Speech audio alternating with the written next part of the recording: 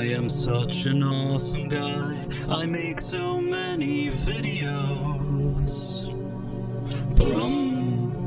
Hello there, Price of Reason here with a movie review. Over the past decade or so, it's become clear that Hollywood is so creatively bankrupt that it can't seem to think of any fresh ideas, which is why it keeps relying on reboots, remakes, and sequels rather than new and original projects. That's how we got Amazon's Roadhouse 2024 starring Jake Gyllenhaal and Conor McGregor, a direct-to-streaming remake of the 1989 cult movie by the same name starring Patrick Swayze, Sam Elliott, and Kelly Lynch. Now, I'm not going to sit here and tell you that the original 1989 Roadhouse is some type of high-end, sophisticated cinematic masterpiece, but within its genre of over-the-top 80s action movies, the original Roadhouse has its own unique charm, and it certainly gets the job done in terms of being a rather fun popcorn movie. The problem is, like many of the remakes we see these days, trying to recapture these type of lightning-in-a-bottle movies again from a bygone era usually doesn't work, and I can't say that Roadhouse 2024 breaks that trend. The basic general plot of the new movie is overall similar to the original. Main protagonist Dalton is hired to protect a local roadhouse bar from some local thugs, but ultimately, it turns out that he's dealing with a bigger threat than he had initially anticipated. But there are a lot of changes in the updated version, and quite honestly, I don't necessarily think any of these new changes improve on the previous version. If anything, I think they only weaken the movie. If I had to point out one major change that doesn't quite work for me in the remake, I would say it's that the character of Dalton's mentor and friend, Wade Garrett, originally played by Sam Elliott, has effectively been replaced by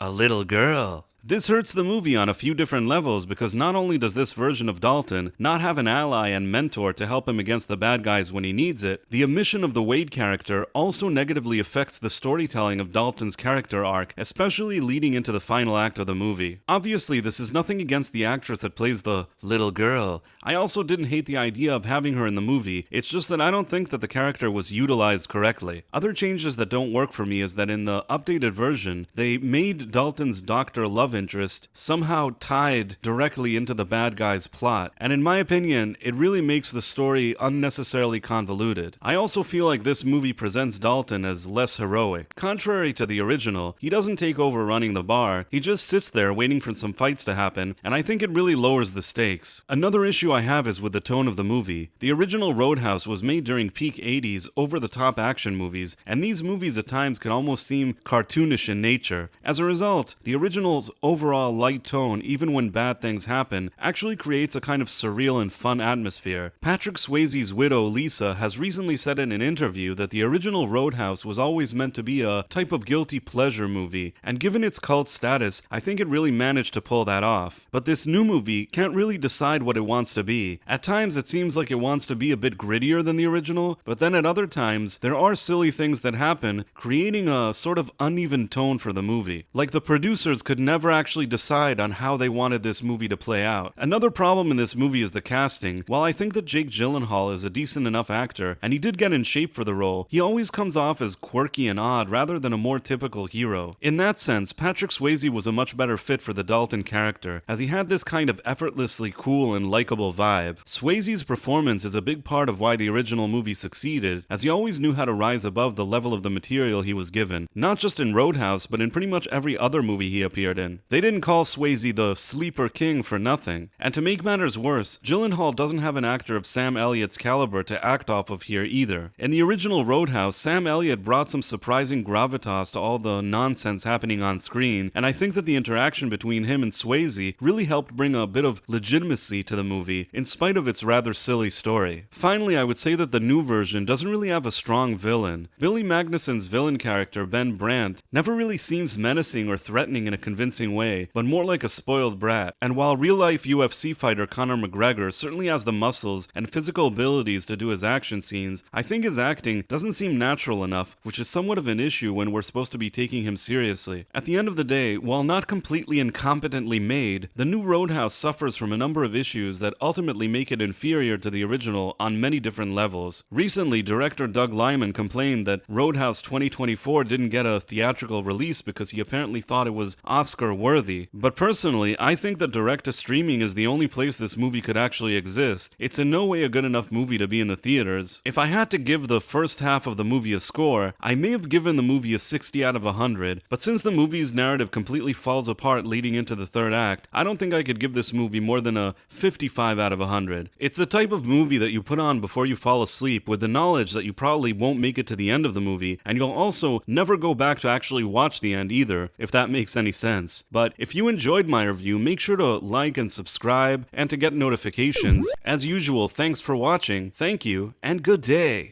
I am such an awesome guy. I make so many videos. Brum.